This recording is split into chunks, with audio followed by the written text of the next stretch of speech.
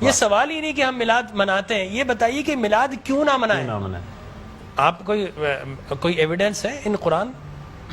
یہ قرآن کے اندر منع ہے؟ جواب آتا نہیں۔ احادیث مبارکہ میں منع ہے؟ جواب آتا نہیں۔ کیا صحابہ کرام رضوان اللہ تعالی علیہم اجمعین نے منع کیا؟ جواب آتا نہیں۔ بڑی عجیب غریب بات ہے کہ آپ منع کرتے ہیں۔ اچھا جناب یہ دیکھیے کہ میں بڑے سادہ الفاظ میں بتانا چاہوں گا کہ اسلام کیا ہے۔ اسلام 4 چیزوں پہ مشتمل ہے۔ حضور نے جو فرمایا وہ اسلام ہے، حضور نے جو کیا وہ اسلام ہے، اور حضور نے جس سے منع کر دیا وہ اسلام ہے، اور حضور نے جس سے منع نہیں کیا وہ بھی اسلام ہے۔ لہٰذا اگر کوئی آج کسی چیز کو منع کرتا ہے، اس کا مطلب یہ ہے کہ وہ اسلام کے منہ میں اپنی بات ڈال رہا ہے۔ اب نہ اللہ سے بھول ہوئی نہ رسول سے بھول ہوئی، قیامت تک کی ساری ناجائز چیزوں کو قرآن مجید اور احادیث نبویہ میں بڑے بڑے بورڈ لگا دیے گئے کہ these are the prohibited thing, یہ حرام ہے، یہ حرام ہے، یہ حرام ہے، بڑے بڑے بورڈ لگا دیجیے۔ اور دیکھیں طریقہ اور اصول بھی یہی ہے کہ ہر جائز چیز کا نہیں بتایا جاتا۔ مثال کے طور پر اگر آپ کو کہیں جانا ہے تو آپ نے کبھی زندگی میں بورڈ نہیں دیکھا ہوگا کہ الاؤ ہے ادھر آ جائیے، نہیں، یہ کہیں نہیں لکھا ہوگا۔ ناٹ الاؤڈ ہوگا وہاں ضرور لکھا، جہاں ناٹ الاؤڈ ہوگا، پروہیبٹڈ ایریا ہوگا، وہاں پر بورڈ لگا ہوگا کہ یہاں داخلہ منع ہے۔ لہٰذا قرآن و احادیث میں بھی بڑے بڑے بورڈ لگا دیے، یہ حرام، یہ حرام، یہ حرام۔ اور مجھے کہنے دیے ڈاکٹر صاحب، اللہ کا نبی بنیادی طور پر ہر جائز کام کروانے نہیں آتا، بالکل نہیں۔ دراصل اللہ کا نبی ہر ناجائز کام سے روکنے کے لیے آتا ہے۔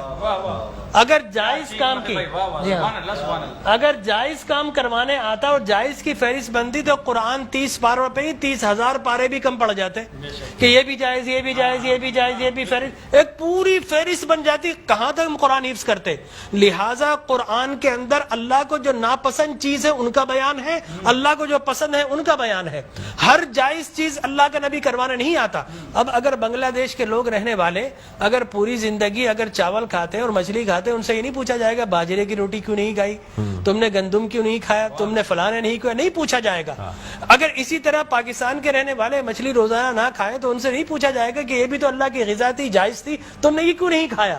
نہیں، ہر جائز چیز اللہ کو مطلوب نہیں ہے، اللہ کو مطلوب یہ ہے کہ ہر ناجائز کام سے روکا جائے۔ لہٰذا اللہ کے پیارے حبیب نے قیامت تک کی ساری ناجائز چیزوں سے منع کر دیا، نہ اللہ سے بھول ہوئی معاذ اللہ، نہ رسول سے بھول ہوئی، دین مکمل ہو گیا۔ اب اگر کوئی یہ کہتا ہے کہ یہ ناجائز، یہ بدعت، اس کا مطلب یہ ہے کہ کیا تجھ پر وحی نازل ہو گئی؟ باب نبوت تو بند ہو چکا ہے، اب تو کس بنیاد پر کر رہا ہے؟ دیکھیے اب کس بنیاد پر تم منع کر رہے ہو۔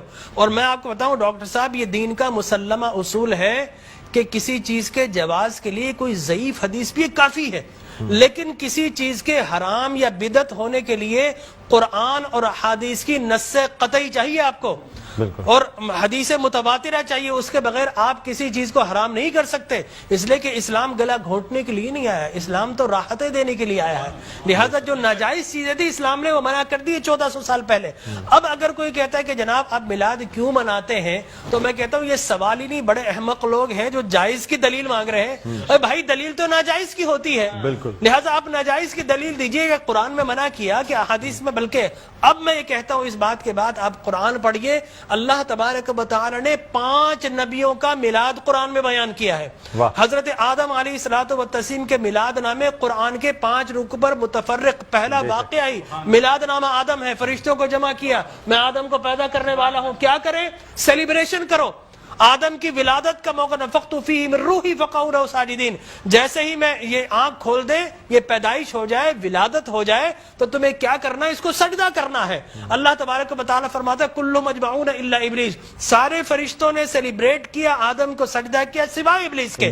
تو معلوم یہ ہوا کہ جس نے میلاد منایا اللہ نے اسے نورانی قرار دے دیا، اور جس نے انکار کیا اللہ نے اسے شیطانی قرار دے دیا۔ سبحان اللہ سبحان اللہ۔ لہٰذا اسی طرح میں 2 منٹ بس، اسی طریقے سے سورہ قصص میں حضرت موسیٰ علیہ الصلوۃ والتسلیم کی میلاد نامہ اللہ نے 28 ابتدائی آیات میں بیان کیا. اور حضرت یحییٰ علیہ الصلوۃ والتسلیم کا میلاد نامہ سورہ مریم میں کیا سلام علیہ یوم ولدا، سلام ہو یحییٰ پر کس دن؟ جس دن وہ پیدا ہوئے. لہذا نبی پیدا ہو رہا تو اللہ سلام بھیج رہا ہے. اور پھر حضرت عیسیٰ فرماتے والسلام علیک یوم ولدت ویوم اموت ویوم ابعث حیا، سلام ہو مجھ پر جس دن میں پیدا ہوا.